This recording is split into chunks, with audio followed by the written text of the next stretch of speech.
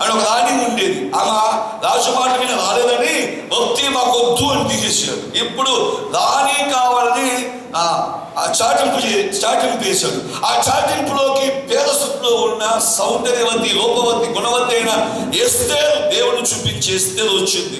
అక్కడ రాజు సన్నుడు చూసి ఈమెను చూస్తే ఏ మనిషికైనా దయ చూపించాలనిపించింది. ఎందుకంటే ఉన్న దాంట్లోనే సరిపెట్టుకుంటుంది, ఉన్న జీతాన్ని ఇంకా మిగిలేలాగా చూసుకుంటుంది. అంతేగాని వ్యర్థమైన వాటికి ఖర్చు పెట్టి అనవసరమైన వాటికి సమకూర్చి దేవుణ్ణి అవమానం తేకూడదు. అప్పులు చేసి దేవుడికి అవమానం తేకూడదు.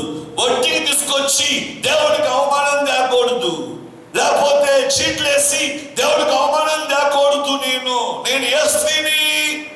యెహోవా యందు భయభక్తులు కలిగిన స్త్రీని. మరి ఏం కలిగి ఉండాలి? దేవుణ్ణి చూపించాలి. ఎలా చూపించాలి? అవసరమైన, కష్టమైన, కరువైన, దేవా యేసు ప్రభువా నా గురించి ఎదిగిన దేవుడు నాయన, ఇచ్చిన దాన్నే నూరంతులుగా ఫలింపచేయండి. 5 రొట్టెలు 2 చేపలు ఎలా దీవించావు? భయభక్తులు కలిగి ఉన్నందున ఆయన ప్రార్థన తండ్రి ఆలకించి 5 రొట్టెలు 2 చేపలు 25,000 మందికి సుమారుగా 5,000 మందికి సుమారుగా పెట్టడానికి దేవుడు కృప చూపించారు. అలాగే నీ భర్త సంపాదించిన జీతము, నీకున్న చిన్న ఇల్లు, నీకున్న చిన్న వంటగది, నీకు ఇచ్చిన కొంచెం చెత్త బట్టలు, నేను చేయాలి? వాళ్ళతో, తోడుపడలతో, వీళ్ళతో, లోకస్తులతో, వాళ్ళ సంఘంలో వచ్చి విఐపీలతో పోల్చుకోకూడదు. నువ్వు పోల్చుకుంటున్నావంటే వాళ్ళు చేయని భక్తిహీనత నీకు అర్థం కావట్లేదు. భక్తిహీనత నీకు అర్థం కావట్లేదు, ఎందుకంటే నువ్వు కూడా భక్తి చేయట్లేదు కాబట్టి. ఆలోచించండి. లోకంలో రోజులు మారిపోతుంది. యవన స్త్రీలు చెడిపోతున్నారు. ఎందుకంటే వాళ్ళు దేవుడు చూపించట్లేదని. ఎందుకంటే వాళ్ళు చెడిపోయేదమ్మా, దేవుడు చూపించట్లా. వాళ్ళను చూసి, వీళ్ళను చూసి జీవితాన్ని చెడగొట్టుకుంటున్నారు. తిమోతి పత్రిక చూద్దామమ్మా. మొదటి పత్రిక అయ్యా, తిమోతికి రాసిన మొదటి పత్రికలో నుంచి స్త్రీ ఎలా ఉండాలి 2వ అధ్యాయంలో నుంచి భయభక్తులు కలిగిన స్త్రీ కొనియాడబడాలని ఉంది.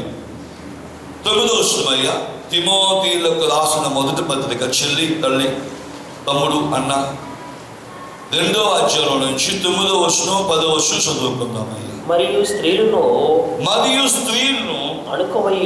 అణుకువ ఉన్న దాంట్లో సరిపెట్టుకోవడం, అణుకువయు స్వస్థ బుద్ధియు గలవారయు మంచి మనసు కలిగి ఉండి తగు మాత్రము వస్త్రములు చింతనే గాని, ఏదైతే నీ దగ్గర ఉందో, నీ భర్త 500 ఇస్తే 300 కొనుక్కోవాలి తగుమటుకు వస్తాలంటే. అంతేగాని పక్కన పొల్లమ్మని తీసుకెళ్ళి అప్పుడు అప్పు చేసి 3,000 పెట్టి కొనుక్కొచ్చుకొని దాన్ని మీరు 500 ఇచ్చారు కదా, ఆ పక్కన 2,500 ఇవ్వాలండి. అదేంటమ్మాయి నెలకి 500 ఇస్తామని అది కూడా మాట్లాడేసానండి. అలా 500 ఇస్తే అలాగా మనం 3,000 ఇవ్వాల్సి వస్తుంది. నెలకు 500 చెప్పున్నా. ఎందుకని 500 వడ్డీ అండి. ఏం చేస్తావు నువ్వు? నీకు ఎంత ఇచ్చాను? 500 ఇచ్చాను. నువ్వేం చేస్తావు? 3,000 వచ్చి కొనుక్కున్నావు. ఎందుకని? తీసుకెళ్ళి పుల్లబోడు కొనుక్కుంది చీర. మనసు పుట్టి చూడగానే ఆ పుల్లమ్మ కూడా చీర కొనుక్కో అనిపించింది. ఆ ముందు మనం తగ్గకూడదు కదండి, మన పదువు పోకూడదు కదండి. అందుకని నేను కూడా ఏం చేశాను, ఆమె దగ్గర అప్పు చేసి ఆమె 3,000 పెట్టి చీర కొనుక్కుంటే నేను కూడా 3,000 పెట్టి చీర కొనుక్కున్నానండి అని చెప్పేవాళ్ళు కొంతమంది ఉంటారు. అసలు వెళ్ళింది ఎక్కడికి, వెళ్ళాల్సింది ఎక్కడికి, ఎవరితో వెళ్ళాలి, ఎంతలో కొనుక్కోవాలి, తగ్గబట్టు వస్త్రాలంటే ఉండదు కొంతమంది స్త్రీలకి. ఆలోచించండి. దేవుడి యొక్క వాక్యం తర్వాత స్త్రీల ఆ వస్త్రాల చేతను గాని, జడలతో గాని, బంగారంతో గాని, ముత్యములతో గాని, మిగుల వెలగల వస్త్రాలు, పైన వస్త్రం అన్నారు, మళ్ళీ కింద వస్త్రం అంటున్నారు. వస్త్రాలతోనైనను అలంకరించుకొనక. ఏం అలంకరించుకోవాలి మరి? యేసు ధరించుకోవాలి కదా, బాప్తిసం తీసుకున్నావు కదా, అదే ఇక్కడ రాయబడి ఉంది. 10వ వచనం అయ్యా, దైవభక్తి గలవారమని దేవుని ధరించుకున్న దానిపై దైవభక్తి గలవారమని చెప్పుకొని స్త్రీలకు చెప్పుకునేటట్టుగా ఎదుటి వాళ్ళు చూసి ఈమె చర్చికి వెళ్తుంది, ఏ దేవుడు ఈమె దేవుడు, ఆ దేవుడు నాకు కావాలని చెప్పుకొని తగినట్టుగా సత్క్రియల చేతను తమను తాము అలంకరించుకున్న వాళ్ళు అనుకువయు స్వస్థ బుద్ధియు దైవభక్తి కలిగిన స్త్రీలు. వీళ్ళు దైవభక్తి ఉన్న స్త్రీ. భక్తి అంటే ఏం చెప్పాం మనం? ఏమన్నామమ్మా? దేవుణ్ణి చూపించుట అని చెప్పండి. భక్తి అంటే ఏంటమ్మా?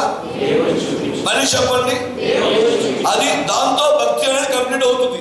వచ్చి కూర్చున్నాను, ముసుకేసుకున్నాను, వాక్యం విన్నాను, వాక్యం చదివాను, వాక్యం చెప్పాను, వాక్యం అంతా తెలుసు, భాష సున్నా తప్పు చదువుతున్నాడు, పడు తప్పు చదువుతున్నాడు, ఆ వాక్యం చదివే వాళ్ళకి బుద్ధి లేదు, వాళ్ళు తప్పు చదువుతాడు.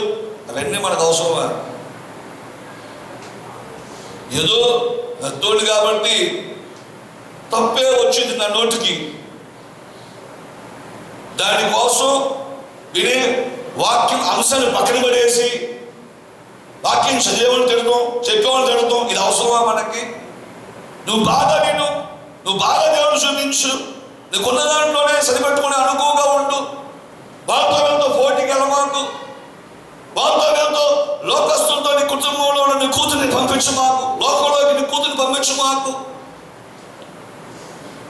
దేవుడు సంఘానికి వస్తే నీ కూతురు చెప్పు, అమ్మా శిక్షకి ఎందుకు వెళ్తున్నావు? దేవుడు చూపించినప్పుడు చర్చికి వెళ్ళడం ఎందుకు?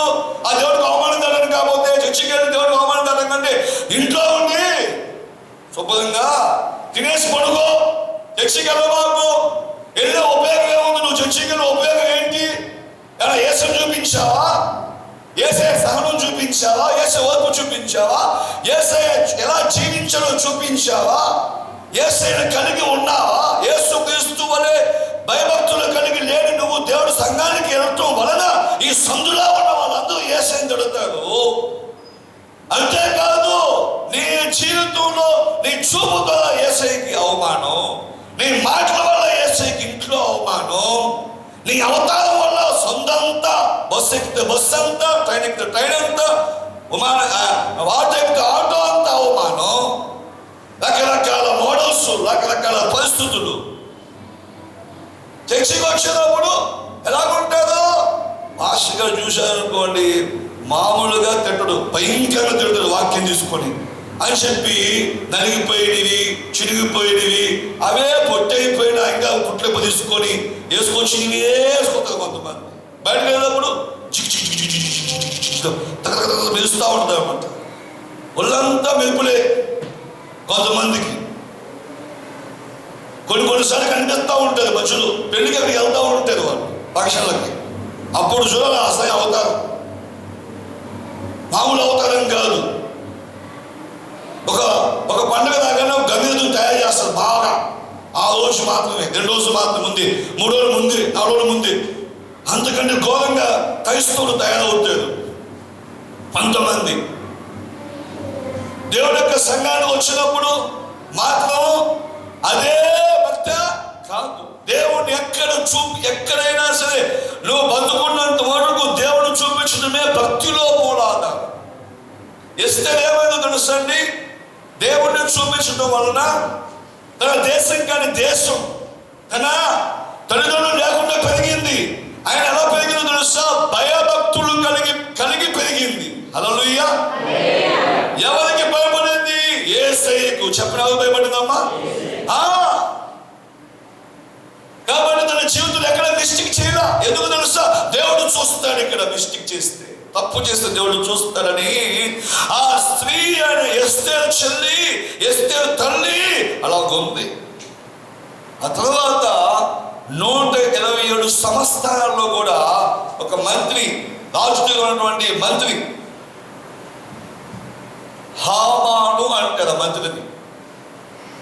హామాను అనే మంత్రి ఈ మొద్దుకై అయినటువంటి ఎస్తేరు సంబంధించినటువంటి చుట్టము నమస్కారం చేయదని చెప్పి అశ్వరేషుని రాజు వద్దకు వెళ్ళి, రాజా 127 సంవత్సరాల యూదులు మొత్తాన్ని చంపేద్దాం, యూదులు మనుషులు కాదు, పొగలబోతోళ్ళు, వాడు చూడు గేట్ బయట ఉన్నాడు వాచ్మెన్ గారు, నాకు నమస్కారం చేయట్లా, నేను మంత్రిని ఇక్కడ గొప్పోడిని ఇక్కడ, మెప్పుగలోని ఇక్కడ, ఘనతగలోని ఇక్కడ, నాకే ఏం గౌరవం ఇవ్వట్లేదు వాడు, అలాగే అన్ని సంస్థలు ఉన్నట్టుని అందరినీ కలిపి చంపేద్దాం అని చెప్పి ఒక శాసనం తయారు చేసుకొస్తాడు ఈ మంత్రి హామాన్. చూడండి, అప్పుడు ఇశ్రాయేలు కోసం ఏం చేస్తారో తెలుసండి. 4వ అధ్యాయం అయ్యా, ఎస్తేరు గ్రంథం చూద్దాం చెల్లి. ఇది మొదటి భాగం ఉన్న దాంట్లో సరిపెట్టుకోవాలి స్త్రీ. 2వ భాగం స్త్రీ ఏం చేయాలో చూడండి ఇక్కడ చెల్లి. మొదటి భాగం ఉన్న దాంట్లో సరిపెట్టుకోవాలి స్త్రీ, దైవభక్తి కలిగిన స్త్రీ. 2వ భాగం ఏం చేయాలి తెలుసు, స్త్రీ ఏం చేయాలి తెలుసండి. 4వ అధ్యాయం నుంచి అయ్యా దేవుడి యొక్క వాక్యం తెలియజేయబడుతున్న మాటను గుర్తిద్దామయ్యా. యేసుక్రీస్తు వాక్యం చెప్తుందమ్మా చెల్లి తల్లి. 3వ వచనం చదువుకుందామమ్మా అయ్యా. రాజు యొక్క ఆజ్ఞయు శాసనంలో, రాజుగారు చెప్పేశారు 107 సంస్థానంలో ఉన్నటువంటి యూదులు మొత్తం చంపేయాలి అని. ఆ శాసనమును ఏ సంస్థానమునకు వచ్చినో, ఏ సంస్కారమునకు వచ్చినో, సంస్థానానికి వచ్చినో, అక్కడున్న యూదులు ఉపవాసం ఉండి, అక్కడున్న యూదులందరూ ఉపవాసం ఉండి మహాదుఃఖముతోనూ ఏడుపులోను, మహారోదనతోనూ ఏడుపుతోనూ మునిగిన వారే అనేకులు గోనెను బూడిదను వేసుకొని పడి ఉన్నారు. చూడండి, అలాగే ముద్దుకే కూడా అలాగే 4వ అధ్యాయం 1వ వచనం అయ్యా. జరిగినట్టే తెలియగానే, యూదులు మొత్తం చంపేస్తానని చెప్పేసి మొద్దుకేకి తెలియగానే మొర్దెకై తన బట్టలు చింపుకొని, మొద్దుకే కూడా బట్టలు చించుకొని, గోనె బట్టలు వేసుకొని, గోనె బట్ట వేసుకొని, బూడిద పోసుకొని పట్టణం మధ్యకు, రోడ్డు పట్టణానికి మధ్యలో బయలు వెళ్ళి మహాశోకముతో రోదనం చేశాడు. చాలా అయ్యా. చూడండి, రాజకుమార్ దగ్గర ఉన్నటువంటి మొద్దుకై యూదులు మొత్తం చంపేస్తారంటే తిరుగుబాటు చేశారా చేయలా? యూదులు మొత్తం తిరుగుబాటు చేశారా చేయలా? ఏం చేశారు? బూడిద పూసుకున్నారు, గోనె బట్ట కట్టుకున్నారు, ఉపవాస ప్రార్థన చేస్తున్నారు. స్త్రీ చెల్లి, నీ కుటుంబంలో నీ కూతురు నీ మాట వింటదని తెలిసినా కూడా, నీ కొడుకు నీ మాట వింటదని తెలిసినా కూడా క్రైస్తవుడిగా పిలువబడుతున్నాడు నీవు. ఆ రోజులు యూదులుగా పిలువబడ్డారు, ఈ రోజు క్రైస్తవుడిగా పిలువబడుతున్నాడు. నీవు ఉపవాస ప్రార్థన చేస్తున్నావా? ఆలోచించండి. మొద్దుకే వెంటనే బట్టలు చింపేసుకున్నాడు, గోనె బట్ట కట్టుకున్నాడు, ఉపవాసం ఉన్నాడు. ఇప్పుడు ఆయన తిరిగింది. ఈమె నేర్చుకుంది, ఈమెం తెలుసుకుంది, ఎస్తేరేం తెలుసుకుంది. 15వ వచనము 16వ వచనము చదువుకుందాం అయ్యా. అప్పుడు ఎస్తేరు మొర్దెకైతో మరలా మొర్దెకైతో ఇలాగన్నది, నీవు వెళ్ళి షూషాను అనే ప్రాంతంలో కనబడిన యూదులందరినీ సమాజ మందిరమునకు సమకూర్చి నా నిమిత్తం ఉపవాసం ఉండి 3 దినములు అన్నపానములు చేయకుండి. 3 దినాలు అన్నపానం చేయబాకండి. నేను నా పనికత్తులు కూడా ఉపవాసం ఉందుము. చాలా చూడండి, ఏమి రాని ఈమెకేమి శిక్ష లేదు, యూదులకు ఒక్కరికే శిక్ష. కానీ ఒక సాటి మనిషిగా హృదయంలో వేదన, నశించిపోతున్న జనాంగాన్ని బతికించుకోవాలనే తపన, కుటుంబం అనే వ్యవస్థలో కూతురుగా నీ కూతురు ఫెయిల్ అయిపోతే, కొడుకుగా నీ కొడుకు జీవించకపోతే నువ్వేం చేస్తున్నావు? నువ్వు అసలుకి దేవుడు నమ్మిన క్రైస్తవువేనా? దేవుడు నమ్మిన క్రీస్తు బిడ్డవేనా? నిజంగానే నువ్వు బాప్తిసం తీసుకున్న దేవుడి సంబంధివేనా? తమ్ముడా, చెల్లి, ఏం చేస్తున్నావు? ఎక్కడ నీ ప్రయాణం? ఆదికాలం నుంచి ప్రకటన గ్రంథం దాకా తెలియజేయబడిన ప్రార్థన ఉపవాస ప్రార్థన. నేను బాగానే ఉన్నా బ్రదర్, అయితే నీలో ఎందుకు సమాజానికి యేసు చూపించుతా, నీ కూతురికి యేసు చూపించుతా, నీ కొడుకి యేసు చూపించుతా, నీకు ఇచ్చిన భర్తకి యేసు చూపించుతా, నీకు ఇచ్చిన భార్యకి యేసు చూపించుతా, సహనం చూపించుతా, సాత్వికం చూపించుతా, దీన మనసు చూపించుతా. ఏం చూపిస్తున్నావు? గర్వం, అహంకారం, ఇంట్లో పెద్దదాన్ని, ఇంట్లో పెద్దోడిని అనే యుగం చూపిస్తున్నావా? అందుకేనా బాప్తిసం తీసుకున్నావు? అంటే సమాజంలో దేవుడిని అవమానపరిచే వాళ్ళు తక్కువైపోయిందని అవమానపరిచే వాళ్ళ గుంపులకు వెళ్తానికి నువ్వు దేవుడిని అవమానపరచడానికి బాప్తిసం తీసుకున్నావా? ఉద్యోగిస్తాంటే యేసయ్య అని బాప్తిసం తీసుకున్నావా?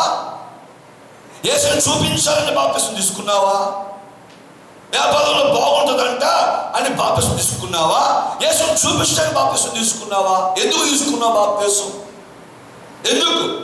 పెళ్లి చేసుకోవాలి, పాస్టర్ పెళ్లి చేయనన్నాడు దుర్మార్గుడు. మా ఇద్దరికి ఇష్టమైతే ఆడికేంటి మధ్యలో పోసులు పడుతున్నాడు. బాప్తిసం తీసుకున్నాం. ఎవరా బాప్తిసం తీసుకున్నారా? దుర్మార్గుడా, ఎదవా, సన్నాసి, మీరు తీసుకోమన్నావా? తీసుకున్నావా? మాకు పెళ్లి చేయి అని పెళ్లి కోసం బాప్తిసం తీసుకున్నావా? యేసుని చూపించడానికి బాప్తిసం తీసుకున్నావా? ధరించుకోవడానికి బాప్తిసం తీసుకున్నావా? దేనికి తెలియదు. బాప్తిసం తీసుకున్న 100 మందిలో 99 మందికి ఎందుకు తీసుకున్నా తెలియదు.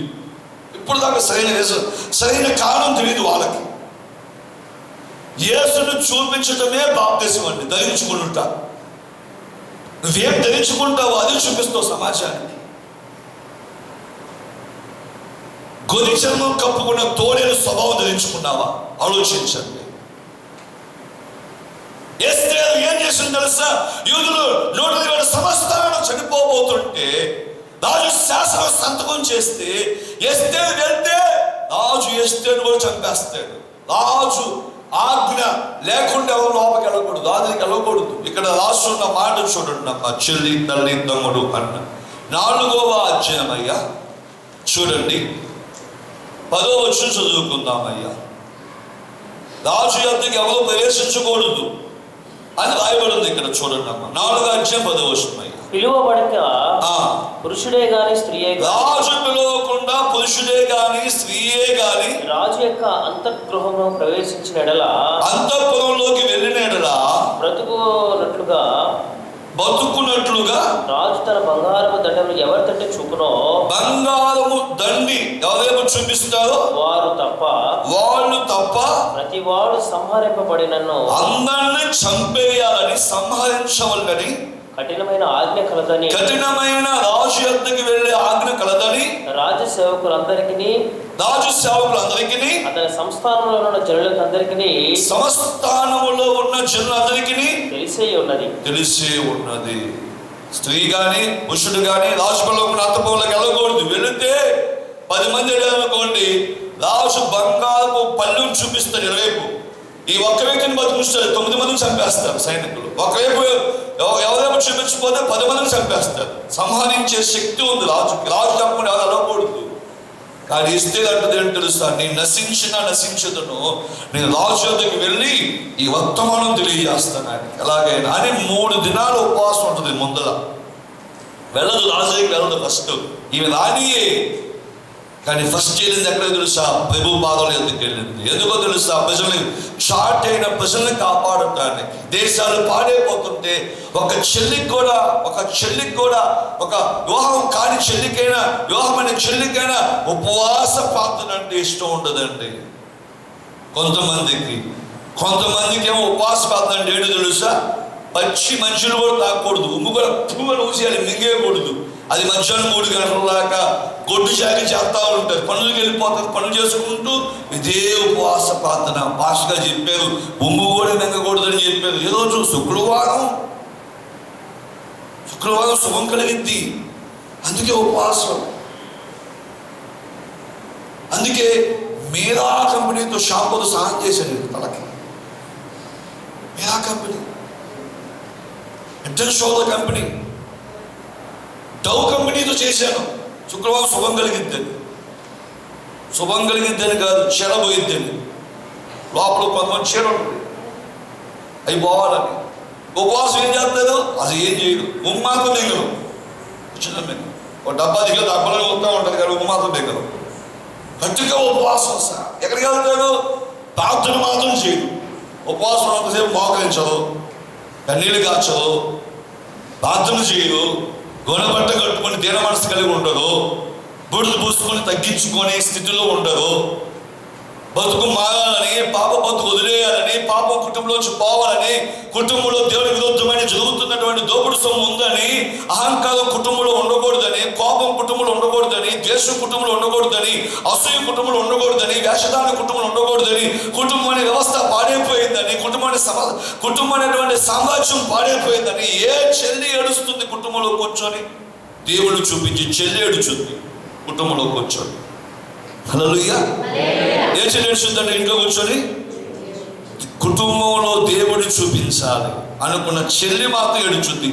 ఎస్తేర్ అనే చెల్లి తల్లి ఆ అశ్వరేషు దగ్గర, ప్రజల దగ్గర 120 సంవత్సరాల్లో దేవుడు చూపించి యూదుని కాపాడుకుంటానికి, చాటైన మనుషులను కాపాడుకుంటానికి, రాణిగా తన కర్తవ్యం నిర్వర్తించడానికి, రాజు చంపేసిన పర్వాలా, రాజు నా వైపు బంగారు దాన్ని చూపించబడిన పర్వాలా, నేను నశించదును, కానీ నేను ఉపవాసం ఉండి ప్రార్థన చేసుకుంటాను, మీరు కూడా షూషాను ప్రార్థనకి వెళ్ళి ఉపవాసం ఉండి ప్రార్థన చేయండి 3 దినాలు అని వాళ్ళకి చెప్పింది. ఈమె ఉపవాసం ఉండి ప్రార్థన చేసుకుంది. సహోదరి సహోదరుడా, వస్తావా?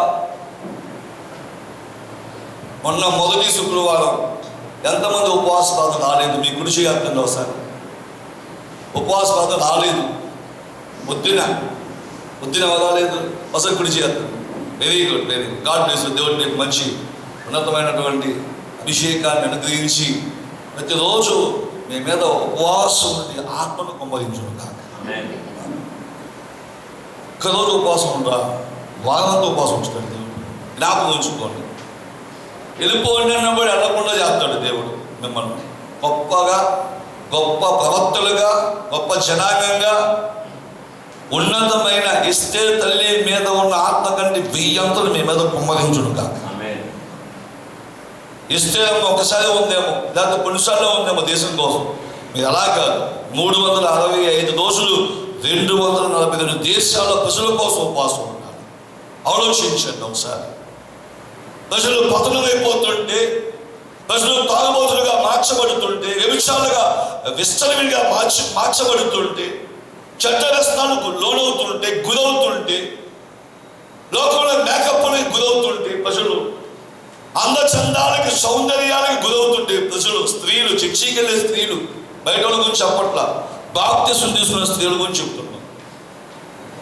సంఖ్యలో బయలు పెట్టుకొని ప్రార్థనకి వెళ్ళే స్త్రీలు దేవుడు చూపించదు. యక్షులో ప్రార్థన చేస్తారు. ప్రభా ఏంటి యేసయ్య అంటే నేనేమైందమ్మా, నేను కుక్కని ప్రభా. ఓహో కుక్కవా, విశ్వాసం చూపించమ్మా అంటాడు దేవుడు. ప్రభా ఏంటమ్మా, నేను గాడిదని ప్రభా. అమ్మో అయితే నేను ఎత్తుకొని మోసుకెళ్తావా గాడిద పిల్ల అంటాడు. ఈ ప్రార్థనలో కుక్కని గాడిదని అంటారు. ప్రార్థన అయిపోద్ది. ఇంటికి వెళ్ళాలి కదా, ఆటో ఎక్కుతాడు. ఇంటికి వెళ్ళాలి కదా, ఆటో ఎక్కుతాడు. ఎక్కగానే ఆటో వెళ్తాడా, వెళ్ళడు. అది ఆటో ఫుల్ అవ్వాలి ఆయనకి. ఆ ఏరియా పిలుస్తూ ఉంటాడు. ఆ దాబు కానీ ఆ ఏరియాలో వస్తారు అనమాట. జరుగు అంటూ ఉంటారు. ఏమి ఎందాక చెప్పింది గాడి చెప్పి ఒక్కని తగ్గించుకోవాలిగా. అగో కూల్ బీ